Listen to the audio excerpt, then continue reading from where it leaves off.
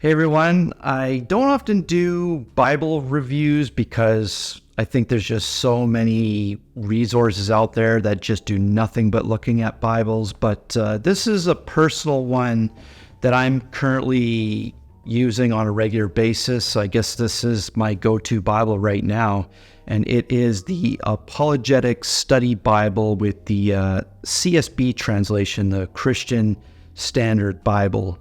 And so a few disclaimers. The first disclaimer is, as I've said, I'm clearly using this, so this is not a brand new Bible by any sense. And the second disclaimer is that I actually purchased some tabs for the books of the Bible, which does not come with this at all. So you'll eventually see what I'm talking about. But this is what it looks like here. It is with a navy leather touch, and let's just take a look at it and see what some of the features are. I think the big feature here is they have a ton of commentary and articles on apologetics from over 90 leading apologists, including some incredible ones here: Lee Strobel, Chuck Colson, Paul Copan, Norm Geisler, Hank Hanegraaff, Josh McDowell, and just many more. They have what I also love on, and I wish more Bibles would do this, a presentation page and book introduction, which I just love. And then they'll have lots of these twisted scripture explanations. So this is where the apologetics part of the Bible shines, is just to clear up any scripture that people, I guess, would truly twist and not fully understand. Of course, some profiles of the Christian apologists, a really healthy size, 9.75 point type size. So just awesome, and full color maps. All right, without any more delay, let's jump in here. So it has a nice sturdy box. You just lift it up, and here we go. We'll get this out, and this is what I'm talking about right here. Here are the Bible tabs. I'll just show you close up. So this does not come with the Bible. I just want to make that really clear. That was the second part of my disclaimer, is that these tabs do not come with the Bible. I just manually put these in myself a few weeks ago. And kind of interesting, Parasource, which is like the Canadian version of, I guess, christianbook.com, I learned that they were going out of business, and so I just figured they had a lot of wicked deals, and I've never used tabs before, and so this was my first time buying tabs. I got them for a ridiculously low price, and I just decided to put them on this Bible. It's the only Bible I've ever put tabs on. I don't know whether I like them or not, but so far they seem to fit pretty good. But yeah, let's just jump into this right now. So got our presentation page here. Buy on if you're giving this to someone.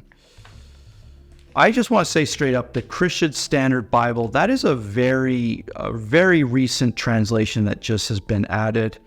I really do appreciate it. I still think ESV is my favorite, but I am really appreciating how the CSB almost becomes this overall utility type of translation where anyone can read this, whether you're a kid or adult, but they make sure to keep the translation a healthy balance between literal and dynamic.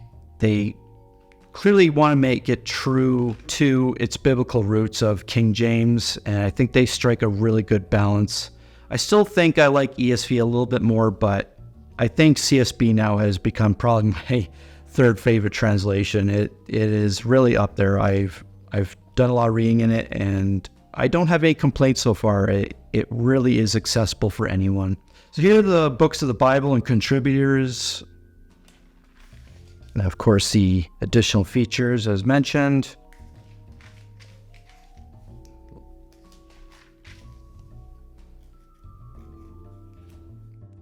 Oh, they have some of the deceased contributors. With that marking, that tells that they're deceased. Man, lots of contributors. This is, they give a quick little bio on all of them.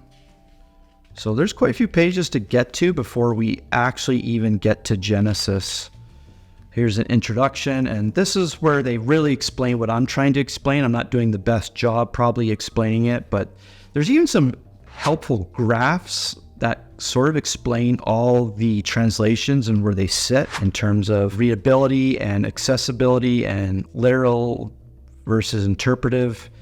And so they actually have some really helpful graphs out there that allow people to really make an informed decision of what type of translation they want. So, but they really explain this well. And then, of course, the abbreviations. So the pages are very thin and definitely got to be gentle with this. There's quite a few articles here before we even get anywhere. Like, look at the page number, XXX, III, Roman numerals.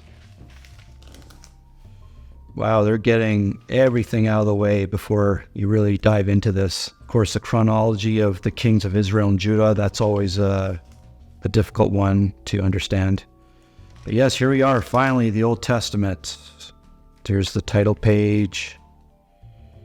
Here we go. This is what they're talking about, which I really like in Bibles, an introduction page to Genesis where they tell who the author is and the reliability of Genesis and just gives a lot of context. And I just think that's great for first-time readers.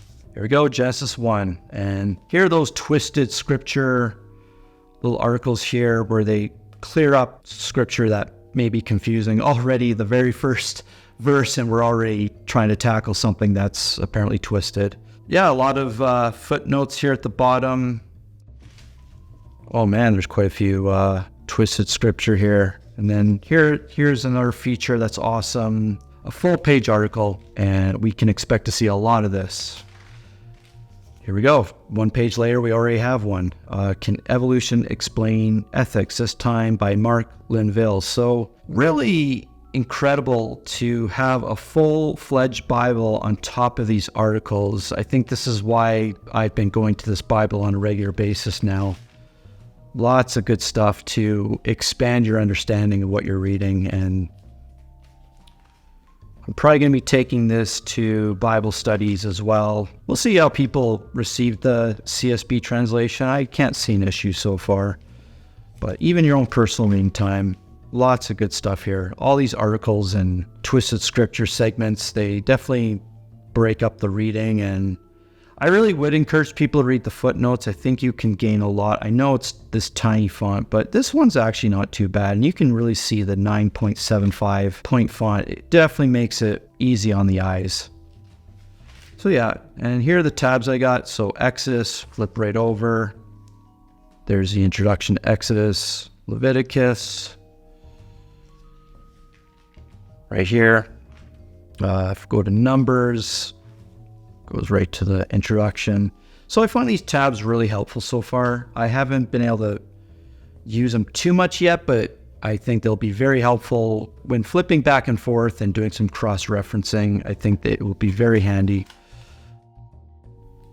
So yeah, this is sort of a little bit what to expect. There's not much else. So let's just get to the end and see if they have anything. Okay, so this should be the end of Revelation right here. We have an annotated bibliography for apologetics. So there's several pages of that. Then we get to our concordance. So that's awesome. They have a concordance. So this will go quite a ways. Probably will go right, yeah, A to Z, of course. And then I get the feeling we're now going to get to the maps now after this. And here we go, full color maps. The migration of Abraham. The route of the Exodus. Pretty cool stuff. And then what do we have here? The tribal allotments of Israel. Yeah, they got lots of maps here. And then boom, we're at the end. And as you can see, not crazy thick. I know it looks thick because of these tabs. I think it kind of increases the thickness a bit, but you can tell this is for 9.75 font and all the stuff they add. There's, I think, and to keep it at this size, pretty impressive. And of course they have the nice little, I think it's a satin ribbon, most of them are, I believe. So this is the Apologetics Study Bible in the CSB translation. This has been my go-to and what I'm using on a regular basis, and it probably will be the one I'll stay on for the foreseeable future.